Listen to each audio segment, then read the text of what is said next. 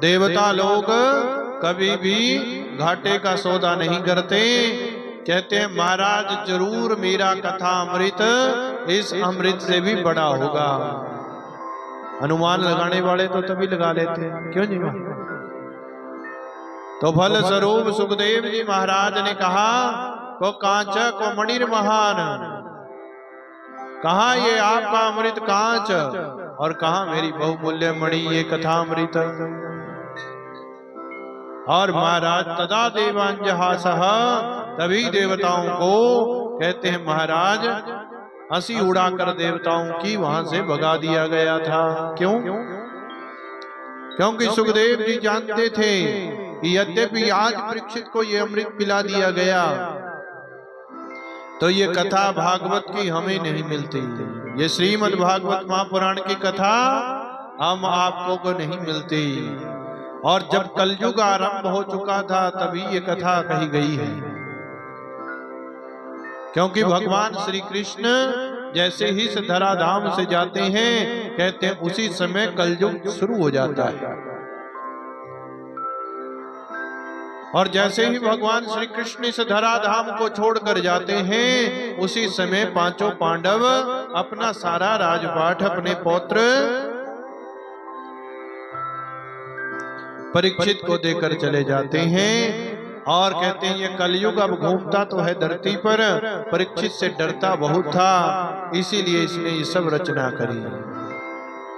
अब प्रश्न कर दिया महाराज सूजी ने, सूजी से सौनक आदि ऋषियों ने, ये महाराज ये परीक्षित कौन थे, इनको श्राप क्यों मिला, ऐसा क्या कारण हो गया कि जिसके कारण इन्हें सुखदेव जैसे संत को भागवत की कथा सुनाने के लिए आना पड़ा।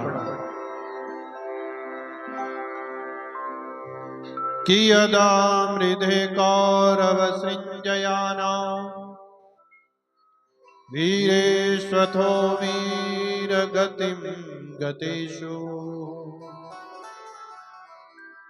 वृकोदरा विद्ध गदाभिमर्श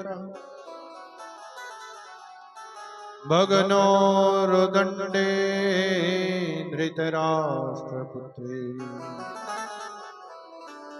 ये उस समय की बात है जिस समय कौरव और पांडवों का युद्ध हुआ। युद्ध भूमि में बहुत से सब पड़े हैं महाराज, कोई मारा गया है, कोई अभी तड़प रहा है मरने के लिए, किसी की बाजू कटी हुई है, किसी की लात कटी हुई है, किसी का शरीर छिन्न भिन्न है। बहुत से गिद्ध जो है महाराज उस पर मंडरा रहे हैं कुरुक्षेत्र की भूमि में।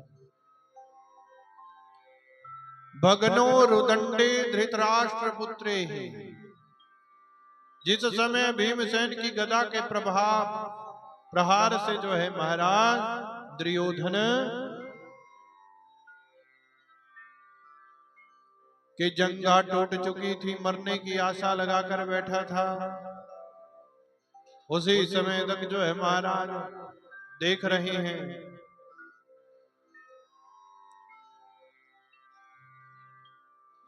मरने का इंतजार हो रहा है। उसी समय अश्वत्थामा को याद आ गई और महाराज अपने सोच विचार करके चल पड़ा। अश्वत्थामा की दुर्योधन मेरा मित्र है, मैंने उनका नमक पानी खाया, इसीलिए महाराज मुझे देखने जाना चाहिए। कोई मित्र की अंतिम इच्छा हो तो उसे पूरा कर देना चाहिए। यही सोचकर अश्वत्थामा उस महाराज युद्ध भूमि में जाते हैं और युद्ध भूमि में जाकर कहते हैं महाराज दुर्योधन से मिलते हैं। दुर्योधन से मिलकर कहा मैंने आपका मित्र नमक पानी खाया है, इसीलिए कोई आपकी अंतिम इच्छा हो तो कहिए। दुर्योधन ने कहा महाराज अंतिम इच्छा तो एक ही है और पहली इच्छा भी वही थी, अंतिम भी वही है। सोच ये रहे हैं कि महाराज हम 100 भाई थे, एक से एक बलशाली थे, हमारी सेना में बड़े बड़े योद्धा भी थे, भीष्म पितामह जी जैसे, द्रोणाचार्य जैसे, आप भी थे मित्र, कर्ण जैसे बलवान, परंतु महाराज हमारा समूल नाश हो गया। 100 भाई थे, 100 के 100 मारे गए, परंतु उन 5 पांडवों में से एक भी यदि मर जाता तो मन को शांति तो होती मरने टाइम। कहते एक भी मर जाता। अश्वत्थामा से इच्छा रखी दुर्योधन ने। अश्वत्थामा ने कहा ठीक है मित्र, कुछ करता हूं। अश्वत्थामा जी महाराज घर आ गए। घर आकर जो है सोचता रहा भी कैसे मारूंगा, या इतने बड़े युद्ध में नहीं मार सकिया तो कैसे मारूंगा, यही सोच विचार करते हुए आया। अब रात्रि में छत के ऊपर बैठा खड़ा था कि उसी समय क्या देखा कि नीचे एक वृक्ष के ऊपर घोंसला बनया वा, उदे विच कौए दे न्याणे थे। कौए ने अपने बच्चे दे हुए थे और उल्लू नु रात नु दिखदा कहंदे महाराज, और उल्लू रात नु आया आके कहंदे उस कौए दे जेड़े बच्चे थे उसनु कहंदे सब नु थल्ले गिरिया और स्वयं उस घर पर कब्जा कर लिया। काक उल्लू का न्याय देखकर अश्वत्थामा जी को योजना बन गई, महाराज ऐसे युद्ध करके हम उन्हें नहीं जीत पाए, इसलिए क्या करता हूं, रात्रि में सोए हुए ही 5 पांडवों के सिर काट कर लिया था। सोच विचार किया। उधर कहते हैं महाराज 5 पांडव अपने अपने बिस्तरों पर सोने ही वाले थे कि कहने भगवान श्री कृष्ण आ गए और भगवान श्री कृष्ण ने 5 पांडवां अपने बिस्तरे पर उठाया। चलो महाराज कुछ चर्चा कर देगा, इतना बड़ा युद्ध जीत के आए हैं, बाहर गल्ला करने वास्ते ले गए ना। और कहते न्याणिया नु बड़ी इच्छा हुंदी कि अज पापे गल सोना, अज मम्मी गल सोना। तो अज जो है सारे ही 5 पांडवां दे पुत्र अपने अपने पिता दे पंजिया पर सो गए, शैयाओं पर सो गए, जोनी के समान दिखते थे महाराज।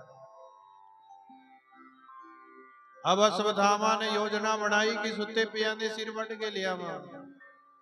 रात ਨੂੰ गया तो जाके क्या करया महाराज, मंजिया पर 5 पांडवा दी जगह उन्होंने पुत्र पड़े थे, सबके सिर काट के ले आए।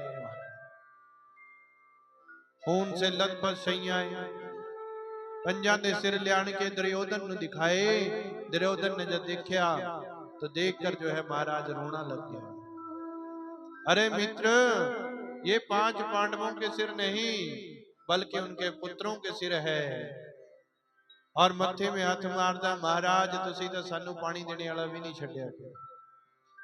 ताए चाचे गल चाहे जिन्नी मर्जी लड़ाई हुंदी होवे, कहंदे जिंदगी चाहे सारी जिंदगी ना बनदी होवे, पर जब भेवे पर जांदे तां कहंदा 2 उंगलियां उंदे नौंदियां भी दे ही दिंदे। महाराज आपने तो हमें पानी देने वाला भी नहीं छड्या। और ये सुनकर जो है अश्वत्थामा बड़े चिंतित हुए कि अब 5 पांडव मुझे नहीं छोड़ेंगे। और कहने महाराज समय निकलिया तो जैसे ही अब द्रौपदी अंदर आती है तो क्या देखा कि महाराज सैयाएं तो खून से लथपथ है, 5 पुत्रा ने जो है सिर बंद हुए, बड़ी जोर से रोने लग गई, बड़ा विलाप करती है कि माता शिशूनां निधनं गतानां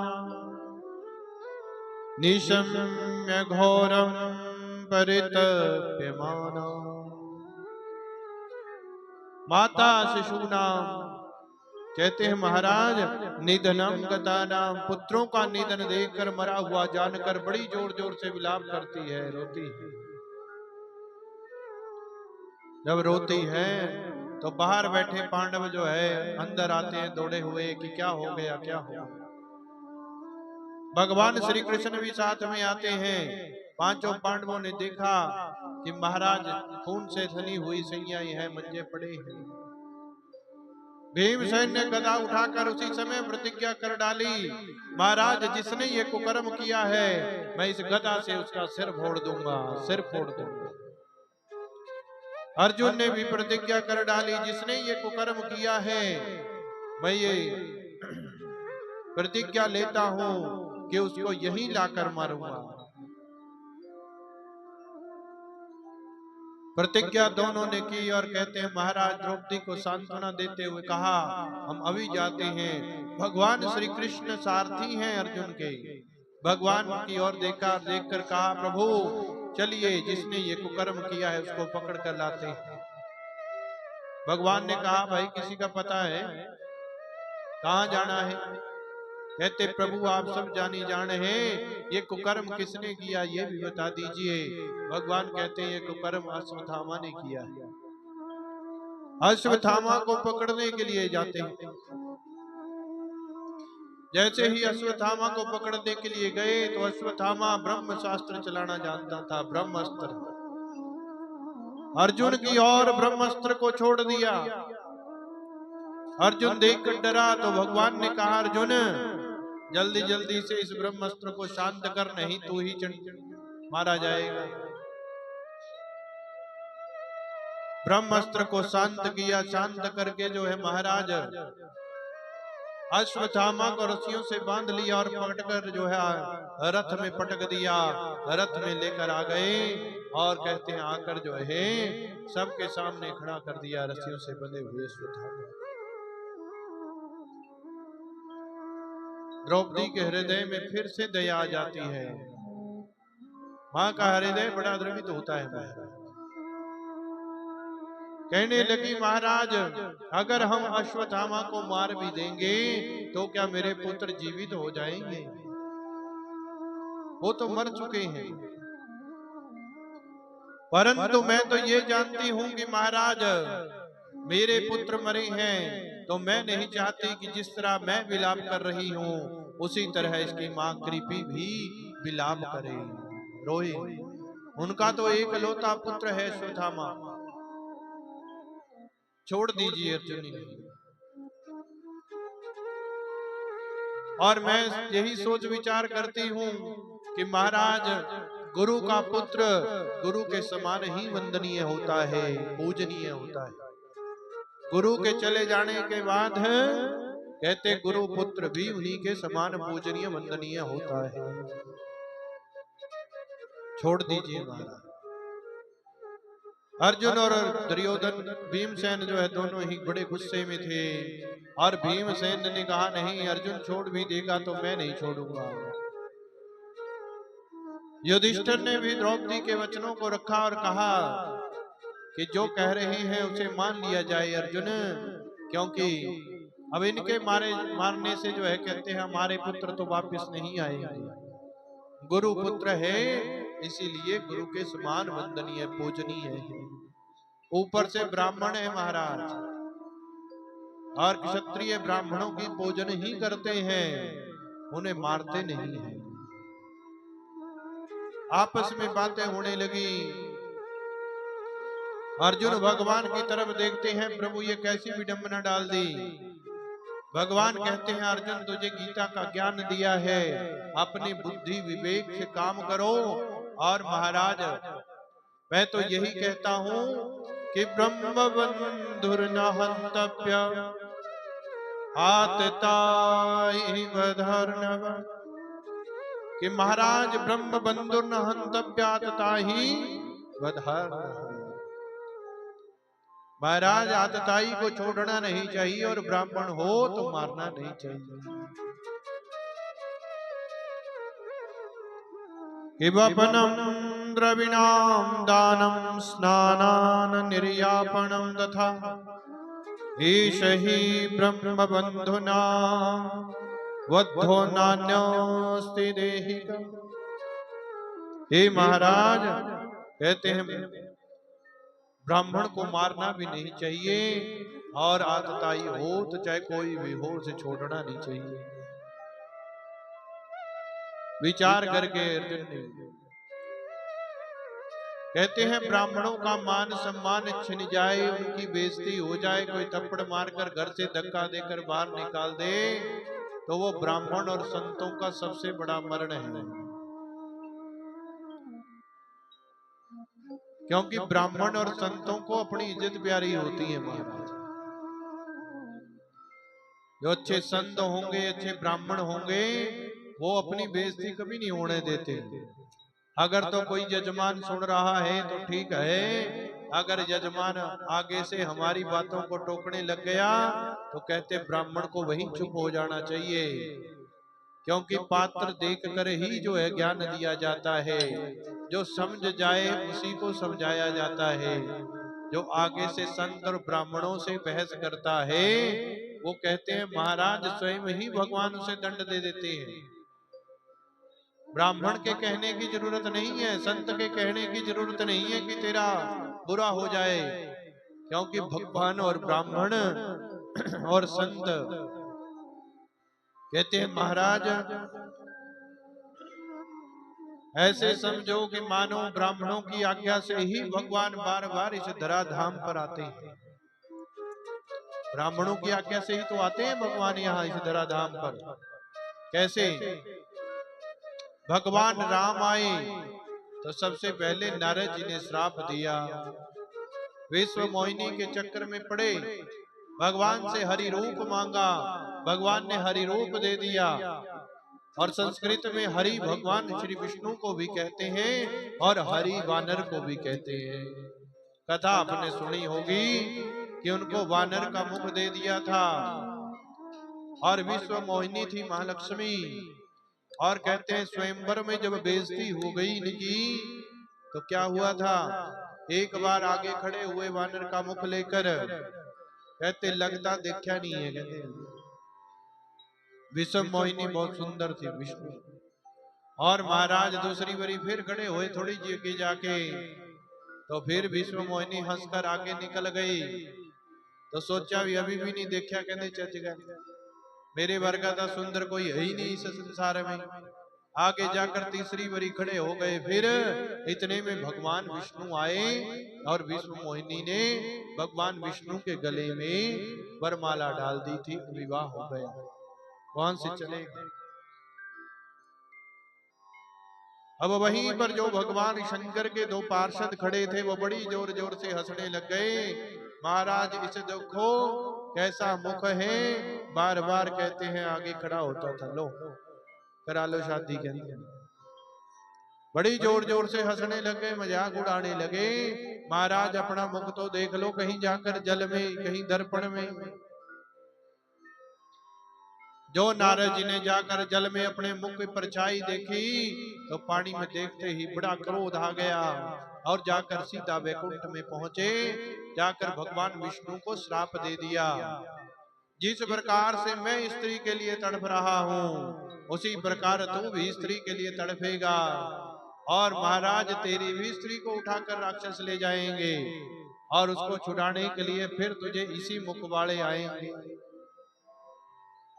जैसा मुख मुझे दिया इसी मुख वाले तेरी स्त्री को भी छुड़ाएंगे। और रामचंद्र जी के पास सेना नहीं थी क्या?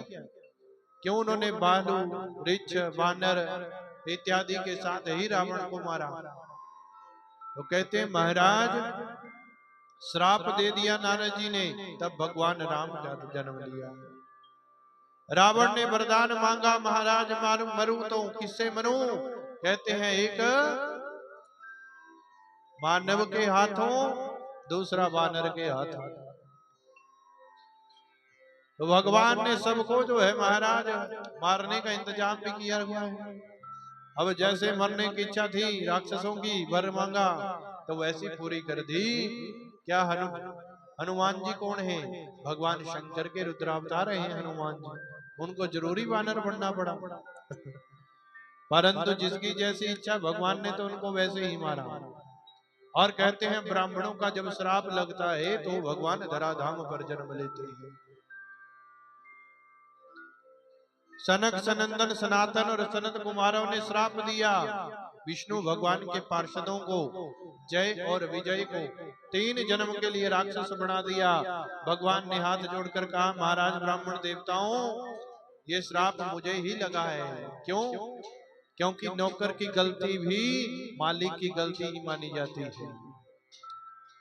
तो फल स्वरूप जो है महाराज मुझे आज्ञा दीजिए। कहते हैं ठीक है महाराज, तो आपको इनका उद्धार करने के लिए धरा धाम पर जाना पड़ेगा। तो कहते हैं 3 बार ये राक्षस बने, हिरण्याक्ष, हिरण्यकश्यप और रावण का भाई कुंभकर्ण और शिशुपाल, और कहते हैं दंतवक्त्र के रूप में। इस प्रकार जो है कहते हैं 3 जन्म भगवान के हाथों से मरे, तब जाकर इनकी मुक्ति हुई।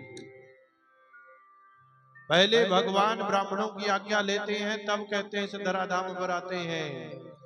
इसीलिए कहते हैं महाराज संत और ब्राह्मणों को समझाने की कोशिश मत किया करो।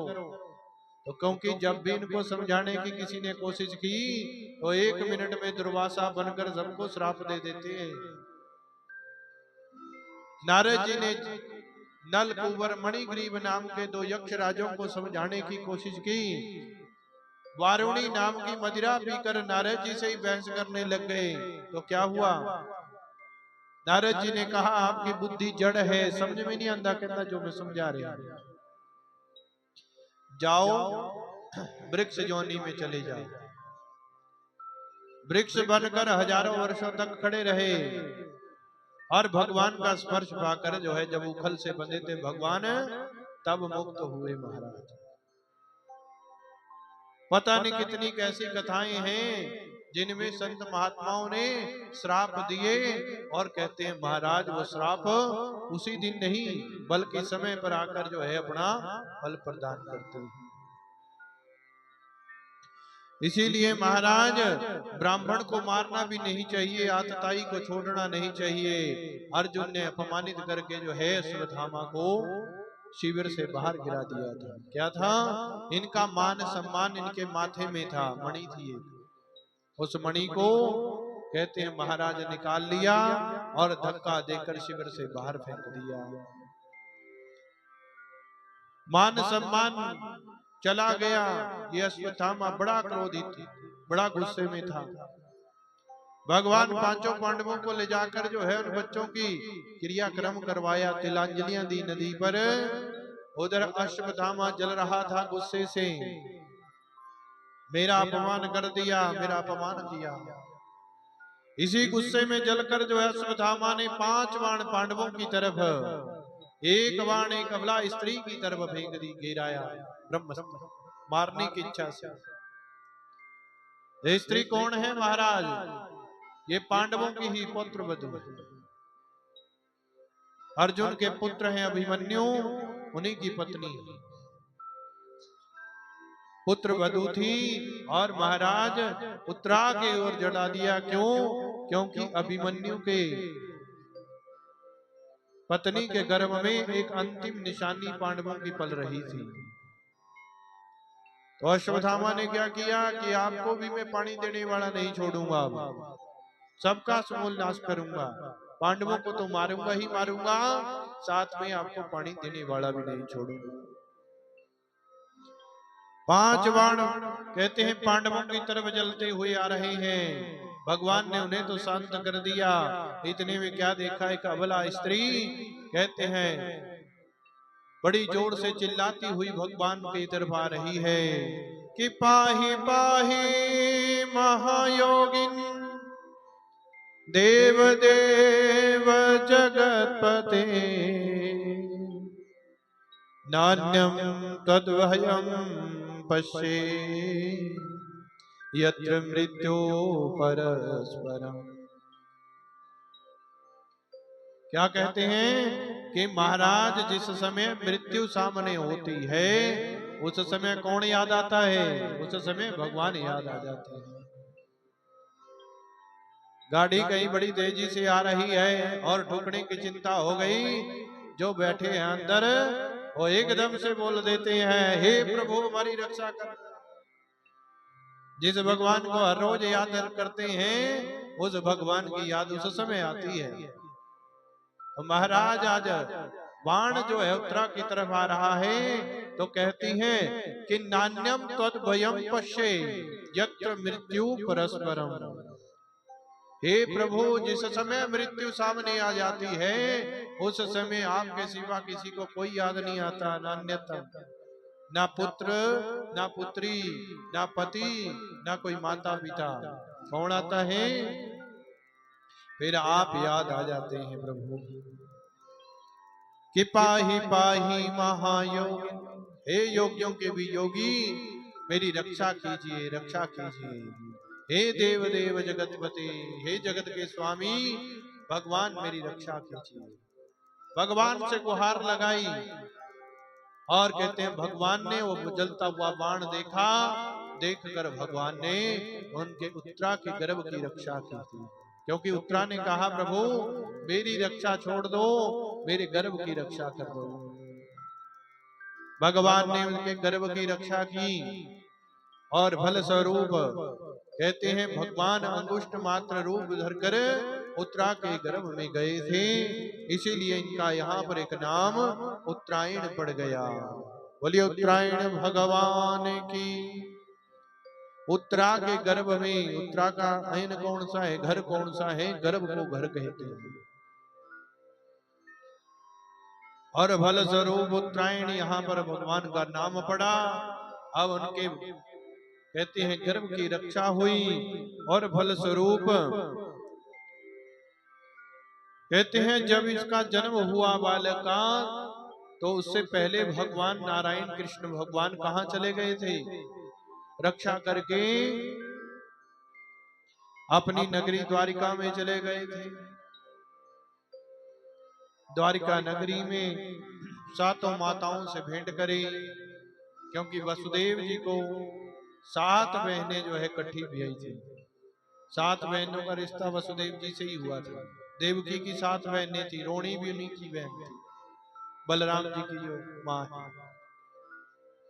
तो सातों माताओं से मिलकर अपनी 16,108 रानियों से भेंट करी, बच्चों से मिले, पोतों से मिले, बड़े आनंद में अंत समय में रहे भगवान। और समय बीतता चला गया। जब ये परीक्षित का जन्म हुआ तो इसका कहते हैं महाराज जन्म हुआ तो उस समय पांडवों ने बहुत सा दान पुण्य भी किया।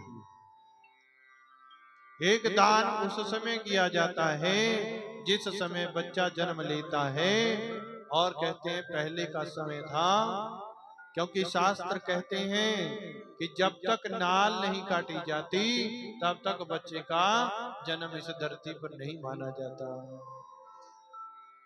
जो असी कुंडली का टाइम लेंदे ना, वो कहते हैं महाराज वो कुंडली का टाइम जिस समय नाल छेदन होती है उस समय टाइम देखना पड़ता है। और फल स्वरूप जो है महाराज परीक्षित ने जो है जैसे ही जन्म होता है सुनते हैं तो दाई आकर बताया करती थी कि पुत्र हुआ, पुत्री हुई। उस समय जो दान दिया जाता है वो हजारों करोड़ों गुना दान है। वो हमारे पूर्व जन्म के सब पापों को नष्ट करने वाला है। और फल स्वरूप जो है महाराज बहुत सा दान दिया गया, गौओं का दान दिया गया। और फिर जो है कहते हैं ब्राह्मण देवताओं ने उस समय जन्म से समय टाइम नोट करके उनका वर्णन किया कि पार्थ प्रजाविद साक्षात इक्ष्वाकुरिव मानवः ब्राह्मण्य सत्य संधश्च रामो दाशरथिर्यथा। हे महाराज आपका पौत्र बड़ा ही यशस्वी होगा, इक्ष्वाकु राजा के समान होगा, प्रजा का पालक होगा। दशरथ पुत्र राम के समान होगा, सबकी आज्ञा का पालन करने वाला होगा। दानी भी होगा, ब्राह्मणों का भक्त भी होगा और सत्य प्रतिज्ञ भी होगा, सत्य बोलने वाला भी होगा, सत्य संधश्च। और बड़े बड़े यज्ञों को करने वाला होगा, ब्राह्मणों को दान दक्षिणा देकर प्रसन्न करने वाला होगा। इसका जीवन बड़ा ही सुंदर होगा। ऐसा ही वर्णन कर रहे थे कि उसी समय चुप हो गए सब महाराज। और जैसे ही चुप हुए तो पूछने लगे महाराज अब चुप क्यों हो गए? कहते हैं महाराज चुप इसलिए हो गए क्योंकि इन्हें अंतिम समय में एक ऋषि का श्राप लग जाएगा। पांचों पांडवों ने कहा महाराज हमारे पुत्र से ऐसी कौन सी गलती हो जाएगी कि इसको ब्राह्मणों का श्राप लग जाएगा।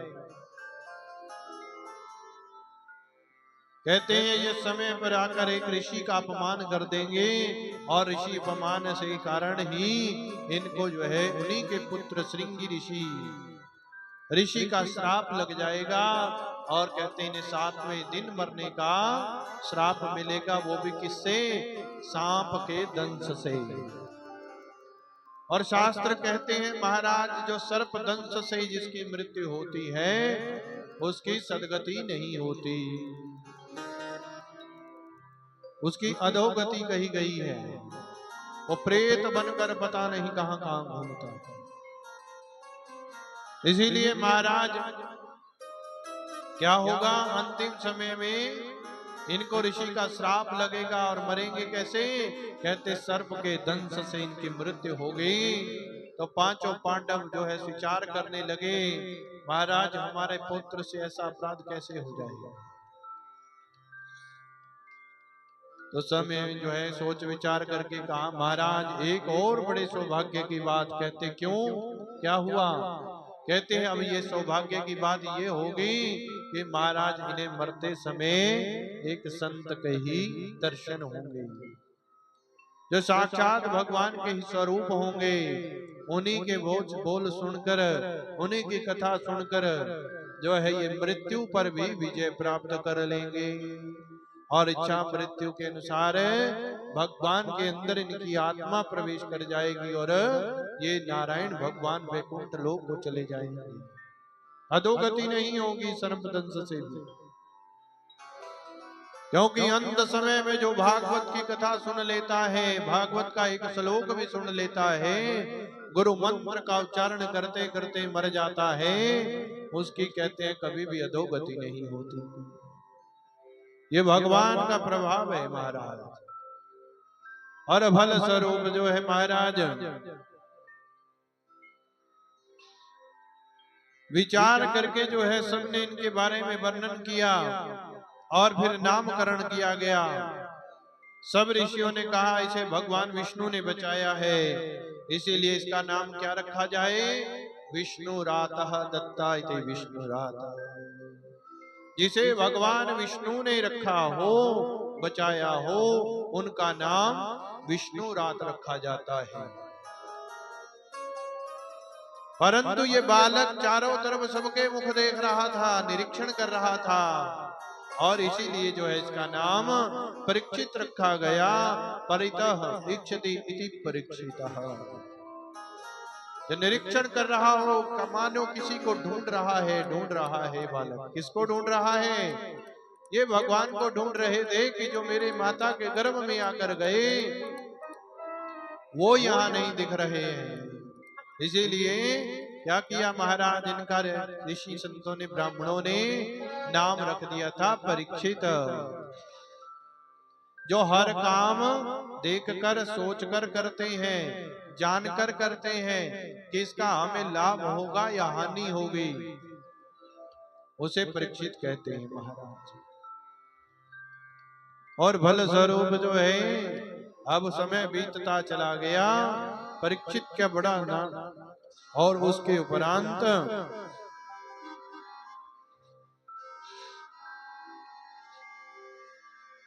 विदुरस्तीर्थयात्रायां मैत्रेया तदात्मनो गतिं ज्ञात्वा गान्धास्तिनं पुरं तथा वाप्तविवित्सितः। कहते हैं महाराज समय बीतता चला गया और समय बीतते चले गए तो भगवान अब अपने परम धाम को चले गए। अर्जुन मिलने गए थे भगवान के पास, गता सप्ताह दुना जाता है, 7 महीने बीत गए, अर्जुन वापस नहीं आए। एक दिन युधिष्ठिर जी को बड़ा चंपा सा महसूस हुआ, तो महाराज ये गौशाला में गए तो गायें रोते हुए दिखी। मूर्तियां मंदिर में गए तो मूर्तियां रोती हुई दिखी। पूरी रात कुत्ते बड़ी जोर जोर से, गधे और कुत्ते जोर जोर से रोते रहे। ये सोच विचार कर बैठे थे कि महाराज कोई ना कोई अपशगुन होने वाला है। हर समय अपशगुन ही अपशगुन, मन घबरा रहा है। यही बात भीमसेन से करने लगे। भीमसेन ने युधिष्ठिर को चिंतित देखा। देखकर भीमसेन पूछने लगे, महाराज चिंतित क्यों हैं? कहते, महाराज चिंता हो रही है। किस बात की? पूरी रात नींद नहीं आई, बेचैनी रही। कुत्ते और गधे बड़ी जोर जोर से रोते रहे। सुबह उठकर मंदिरों में गया तो मूर्तियां रोती दिखी। गौशाला में गया तो गौआओं के मुख पर उदासी देखी, रोते हुए देखा। आज कुछ भी मन को अच्छा नहीं लग रहा। अर्जुन को भी गए हुए 7 महीने बीत गए, अभी तक वापस नहीं लौटे। कहते महाराज यही विचार कर रहे थे कि आज कोई जरूर अपशगुन होने वाला है, आज खबर अच्छी नहीं आएगी। इतने में अर्जुन जी महाराज आ रहे थे तो देखा अर्जुन जी रोते हुए आ रहे हैं। आंखों में आंसू देखे तो पूछ लिया, महाराज किस लिए रोते हुए आ रहे हो? क्या किसी असहाय की सहायता करने में समर्थ हो गए, या किसी गौ ब्राह्मण संत का अपमान कर दिया? आपसे किसी ने रक्षा की गुहार लगाई और आप रक्षा नहीं कर पाए, ऐसा क्या हो गया? कोई पाप हो गया आपसे? बहुत विचार किया। सुनने लगे तो महाराज अर्जुन रोते रोते बोलने लगे, ऐसा कुछ भी नहीं हुआ महाराज। जिस भगवान ने हमें कौरवों के इतने बड़े सागर से निकाल दिया जिंदा, जो भगवान हर समय दुख के समय हमारे साथ रहे, भगवान श्री कृष्ण, कहते महाराज वो हमें छोड़कर जो है चले गए। वंचितो हम महाराजा हरिना बंधु रूपिना। भगवान हरि के अवतार भगवान श्री कृष्ण हमें छोड़कर चले गए। कहाँ चले गए महाराज? अपने परम धाम को, वैकुंठ को। भगवान अपनी लीलाओं को संपन्न करके चले गए। जैसे ही अर्जुन के मुख से सुना तो महाराज बड़ा मन दुखी हुआ। अर्जुन के मुख से सुनते ही कुंती, उनकी मां है, जैसे सुना कि भगवान इस धराधाम से चले गए, एक मिनट भी भगवान का विरह नहीं सहन कर सकी और वहीं बैठकर भगवान के साथ ध्यान लगाया। ध्यान लगाकर अपना शरीर वहीं छोड़ दिया योग के द्वारा। कुंती भी परम धाम को चली गई। पांचों पाठ में भी जो है विचार करते हैं, जब भगवान ही से धराधाम पर नहीं रहे तो हमारा भी कोई काम नहीं है।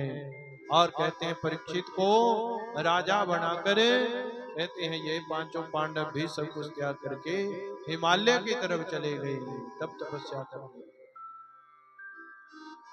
अब राजा परीक्षित को बना दिया गया और सब नियम समझाकर वहां से चले गए। अब कहते हैं समय बीतता चला गया और परीक्षित की पत्नी है उत्तरा की पुत्री इरावती से विवाह हो गया। इनके यहाँ 4 पुत्रों का जन्म हुआ और जन्मेजय आदि 4 पुत्र हैं महाराज।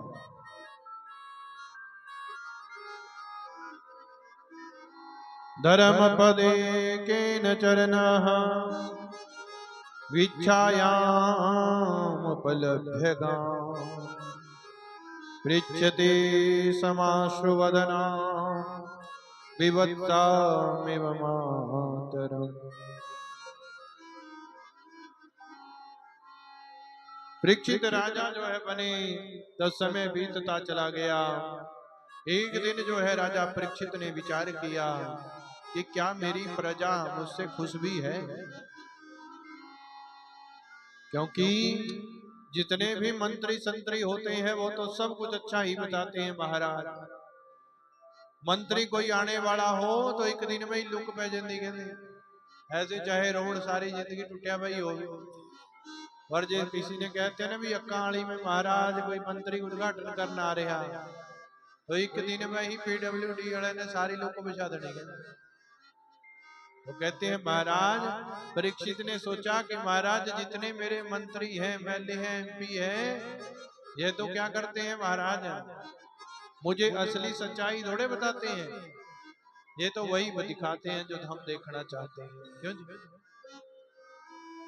उत्तर प्रदेश के मुख्यमंत्री योगी आदित्यनाथ की तरह थोड़े है कि जा रहे नाड़ा करने और पुजन बदी जाके अस्पताल का निरीक्षण करने पुजन, उनका कोई पता नहीं कहाँ मुड़ जाना क्या। तो फल स्वरूप तभी तो सच्चाई पता चलती है जब हम प्रजा में जाते हैं। राजा परीक्षित ने भी देखा कि मैं देखकर तो घूम कर तो आते हैं कि प्रजा में सब कुछ ठीक है या नहीं, और घूमने की इच्छा से चले तो महाराज वेश बदल कर राजा परीक्षित अपनी प्रजा में घूमने गए। और जैसे घूमने गए तो क्या देखा कि महाराज सब तरफ अपने बड़े बुजुर्गों की कीर्ति ही सुनने को मिली, अच्छा ही सुनने को मिला, परंतु एक स्थान पर क्या देखा कि धर्म पदैक चरण, कि महाराज एक चरण पर एक बछड़ा और कहते हैं एक दुबली पतली बड़ी सूखी सी गाय जो है महाराज, ये दोनों ही रोते हुए आ रहे हैं, बड़ी दयनीय हालत है गाय की, रोती हुई आ रही है। और अटपटी क्या चीज देखी कि पीछे देखा कि एक काला कलूटा व्यक्ति पैरों से मारते हुए, लातों से मारते हुए, डंडों से पीटते हुए आ रहा है। ये देखकर राजा परीक्षित बड़े अचंभित हुए और डांट कर कहा, अरे ऐ दुष्ट, अगर भगवान श्री कृष्ण इस धराधाम से चले गए हैं तो क्या हुआ? तो क्या समझता है कि गांव की रक्षा करने वाला, ब्राह्मणों की रक्षा करने वाला कोई नहीं रहा? मैं तुझे अभी इसी क्षण जो है महाराज मौत के घाट उतार दूंगा। डांट कर जो है परीक्षित ने कहा तो हाथ जोड़कर खड़ा हो गया। तो कहते हैं बछड़ा और गाय जो है आपस में ही बातें करते हुए जा रहे थे। तभी राजा परीक्षित ने पूछा, हे गौ माता आप कौन हैं? बछड़े से पूछा, महाराज आप कौन हैं? आपके 3 पैर इसने तोड़ दिए दुष्ट ने। कहते महाराज ये पैर किसी ने नहीं तोड़े। कहते महाराज जो हम पूर्व जन्मों में कर्म करते हैं उस जन्म में भोगते हैं। कहते तो हमने पहले दान पुण्य कर्म किए थे, उसी के अनुसार सुख पा रहे हैं। जो बुरे कर्म किए थे उसके अनुसार दुख पा रहे हैं, क्योंकि ये इस धराधाम पर पाप और पुण्य की लड़ाई है चली हुई महाराज। जब तक पुण्य हमारे हैं तब तक हम सुखी हैं, सब गृहस्थी हमारे अनुसार चलती है, घर में धन भी रहता है, सब सुखों से युक्त रहते हैं। और जिस दिन पाप की कमाई चलती है उस दिन घर में शांति नहीं रहती, पैसे भी नहीं रहते और कोई पूछने वाला भी नहीं रहता। ये पाप की कमाई है। इसीलिए महाराज जिस समय दुख बढ़ गए उस समय सोचो कि अगर एक माला गुरुजी ने कही है बोलने के लिए गुरु मंत्र की तो 10 माला होनी चाहिए, क्योंकि जब हम पुण्य बढ़ा देंगे तभी महाराज हमारे पाप कम होंगे। जैसे असी लोन ले लेंगे तो क्या हो गया महाराज, कई लोग कहते भी लोन ले लिया असी तो, और लोन लेकर फिर क्या कर दे, ये किस्त बैंक वाले ने 5000 बनाई भी तो 15000 दे दे भी छेती जरा लोन उतर जाऊंगा। उसी प्रकार हमारा भी ये कर्म है कि अगर हमने पाप बड़े किए हैं तो हमारे पुण्य भी बड़े ही होने चाहिए। जिस समय दुख बढ़ गए तो कहते हैं महाराज कोई दुनिया की शक्ति आपको ठीक नहीं कर सकती, कोई नहीं ठीक कर सकता, जितने मर्जी मत्थे टेकी जाए। जब तक इस जीवा से नाम जप नहीं करेंगे, हाथों से दान नहीं करेंगे और भगवान के घर में आकर पोछा झाड़ू नहीं करेंगे, शरीर अगर दुखी है तो क्या करो, कहते हैं शरीर से काम करो, भांडे मांजो, भगवान के घर में आकर झाड़ू पोछा करो। और अगर पैसे नहीं बढ़ रहे तो कहते हैं महाराज चाहे 1 ही रुपया लेकर जाओ, हर रोज मंदिर जाना चाहिए, 1 रुपया लेकर जाओ। अगर मुझे हजारों की हिम्मत नहीं है तो कहते हैं मंदिर में खाली हाथ मत जाओ। अगर आपके पास बरकत नहीं हो रही, पैसे नहीं है, एक ही रुपया मुट्ठी में लेकर जाओ, प्रभु जो तेरा है वो तुझे अर्पण करते हैं। धीरे धीरे देखना आपके सब काम बढ़ने शुरू हो जाएंगे, घर में धन की भी कृपा हो जाएगी, कहीं ना कहीं से आपको धन की कृपा हो। और अगर मन दुखी है तो भगवान की ज्यादा से ज्यादा कथा सुनो, भगवान का ज्यादा से ज्यादा जप करो, किसी के साथ लड़ाई झगड़ा मत करो, क्योंकि महाराज ऐसा करने से कला क्लेश और ही बढ़ता है। ऐसे समझो कि महाराज सास तो गालियां पर गालियां निकाल रही है, बहू बोल दी नहीं है, तो क्या होना, सास ने भी थोड़ी देर गाला काट के निकल जाना। परंतु अगर टक्कर बराबर दी होगी तो संजय तक भी लड़ दिया रहोगे। इसीलिए कहते महाराज अगर कोई आपसे ज्यादा बोल रहा है तो आप उसका चुप्पी में ही विचार कर लो, क्योंकि फिर दंड कम मिलना। क्यों जी? अगर किसी ने पुलिसड़े ने गड्डी रोक के ली, जैसी चुप रहूंगे तो क्या होगा महाराज, जे पुलिसड़ा कह रहे 2000 का चलान होना, कोई गल नहीं भाई महाराज, जैसे थोड़ी मर्जी, हाथ जोड़ दूंगे, तुसी प्रेम से बात कर लूंगे तो क्या होना। पुलिस वाले ने भी दया जनी, कहते कोई गल नहीं पंडित जी, तुसी 500 ही देके चल जाओ। क्यों जी? 1500 तो बच के भाई, 500 का ही चलान हो। पर जे उत्थे किसी फोन करन लग गए किसी रिश्तेदार नु भी, लै मेरा तो पुलिस में फलाना टाइम पर फोन भी नहीं चकना, उधर लड़ाई करके बैठ जाना। क्यों जी? तो 10 कागज होर कह देने, इन्हें भी वो भी लिया हो, हुण आरसी भी चक लिया, हुण तू भाई इंश्योरेंस भी लिया, हुण तू प्रदूषण भी चक लिया, हुण फलानी चीज नहीं है, नंबर प्लेट गलत लगी भी तेरी, फिर सारे ही चलान भर हो जाने। कहने का भाव ये है कि हम बोलने से और पाप करने से क्या होगा, ये बोलकर ही हम अपना जीवन खराब कर लेते हैं और बोलकर ही जीवन सुधार लेते हैं। इसीलिए कहते हैं महाराज जिस प्रकार का दुख वैसे कर्म ज्यादा करने शुरू कर दो, अपने आप दुख जो है धीरे धीरे ठीक होना शुरू हो जाता है। क्योंकि मेरे प्रभु ने तो पहले ही श्लोक में बोल दिया कि तापत्र या विनाशाय, तीनों प्रकार के तापों को भगवान ही नष्ट करते हैं। 3 प्रकार के ताप कौन कौन से हैं? कहते हैं ये शरीर से होने वाले पाप, और कहते हैं कर्म से होने वाले पाप, और मन से होने वाले पाप, यही है 3 कहते महाराज। जो शरीर से पाप करता है उसको शारीरिक कष्ट मिलते हैं, जो मन से पाप करता है उसकी आत्मा दुखी रहती है, और जो कहते हैं कर्मों से पाप करता है उसको धन की कमी रहती है। तो भगवान तीनों ही चीजों को मिटाने वाले हैं, तापत्र या विनाशाय, इसीलिए वो तो आपके ही अंदर है कर्म। जब तक पुण्य थे तब तक सुख मिल गया, जिस दिन पाप चलने लग गया, पाप का घड़ा चलने लगा, उसी दिन दुख मिलना शुरू हो गया।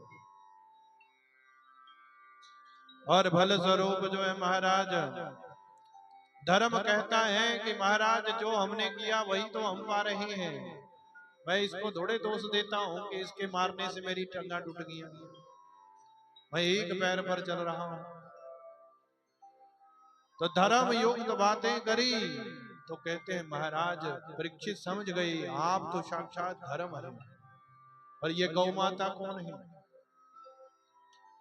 गौ माता रोती है, रोती रोती हुई कहती है मैं तो बड़ी अभागिन हूं, मैं क्या परिचय दूं आपको। जब तक किसी स्त्री का पति उसके सर पर बैठा है तब तक जो है उसे कोई दुनिया की चिंता नहीं। जब तक कहते हैं स्त्री के सिर पर पति का हाथ है तब तक उसे कोई चिंता नहीं, घर में क्या लेकर आना है, कैसे बाहर से कमाना है। जब तक मेरे स्वामी भगवान श्री कृष्ण इस धरा पर थे तब तक तो मैं बड़ी प्रसन्न थी। जैसे ही भगवान इस धरा से गए, मेरे स्वामी इस धरा से गए, तब से मैं दुखी ही दुखी घूम रही हूँ। क्यों? बाहर नहीं जा सकती, लोग बातें बढ़ाते हैं, किसी के साथ गाड़ी में भी बैठ के नहीं जा सकती, लोगों ने फिर गल्ला करन ला जाना। और किसी से मांगने भी नहीं जा सकती, पता नहीं अगले ने क्या बोल देना, ऐसी परिस्थिति हो जाती है। हे महाराज, मेरे पति देव स्वामी कृष्ण भगवान जब से इस धराधाम से गई, तब से मैं अभागी नहीं गई। क्या बताऊं, कौन से दुख बताऊं, मैं बड़ी अभागी नहीं। जब धर्म से युक्त बातें करी, भगवान की बातें करी, तो समझ गए परीक्षित, ये तो महाराज धरा है, धरती है। ये धरती कब तक जो है हमें अन्न देती है, तब तक ये धर्म यज्ञ होते हैं। और जिन घरों में कभी पूजा नहीं होती, कभी पाठ नहीं होता, कभी भगवान का नाम नहीं होता, वो घर कभी नहीं उन्नति को प्राप्त करते। वो सदा जो है जितना मर्जी कमा ले, जितना मर्जी प्रयत्न कर ले, वो कहते हैं महाराज उठ नहीं पाते। जो महाराज भगवान की कथा में ढाल देने से भी डरते हैं, भगवान पैसे भी दे देते फिर भी नहीं देने की इच्छा होती है, भगवान धीरे धीरे उनको गरीब करते चले जाते हैं। लो महाराज, जिसके पास मेरे वास्ते पैसे नहीं, वो ते भी क्या करने पैसे। क्यों? क्योंकि भगवान की पत्नी है लक्ष्मी देवी, और हर कर्म में पत्नी सबसे पहले। हवन में आहुति डालेंगे तब भी स्वाहा पत्नी का नाम, अग्निदेव की पत्नी है स्वाहा। पितरों को पानी देंगे तो उनकी पत्नी का नाम है स्वधा, तस्मै स्वधा नमः, तस्मै स्वधा नमः, तस्मै स्वधा नमः। सवेर नु पितरा नु पानी देंदे तो ये शब्द कहना पैंदा है। और कहते हैं यज्ञ भगवान की पत्नी है दक्षिणा देवी। ये यज्ञ हो रहा है, इसकी पत्नी है दक्षिणा देवी। और जब तक पैसे नहीं आएंगे, तब तक जो है भगवान का यज्ञ पूर्ण नहीं होगा। तो कहते हैं महाराज, भगवान ने आपका कल्याण करने के लिए ये यज्ञ बनाई है, ना कि किसी को एहसान तारने के लिए। ये मत सोचना कि एहसान तार रहे हैं सप्ताह करवा कर, ये तो हमारा ही कल्याण करने के लिए बने हैं। जिनके घरों में धर्म यज्ञ होते हैं सदा उन्नति को प्राप्त होते हैं, और जिनके घरों में धर्म यज्ञ नहीं होते, उनके घरों में अवन्नति, शराब, नशा, बच्चे क्या करते हैं महाराज, उदंड पैदा होते हैं। और भल स्वरूप देख कर विचार किया, आप तो धरा है, आप धर्म है, परंतु ये काला कलुटा व्यक्ति कौन है? हाथ जोड़कर कहता है महाराज मैं कलिकाल हूँ। कौन हूँ? कलयुग हूँ। कहते अच्छा महाराज आप कलयुग हैं, तो महाराज अब मरने के लिए तैयार हो जाओ।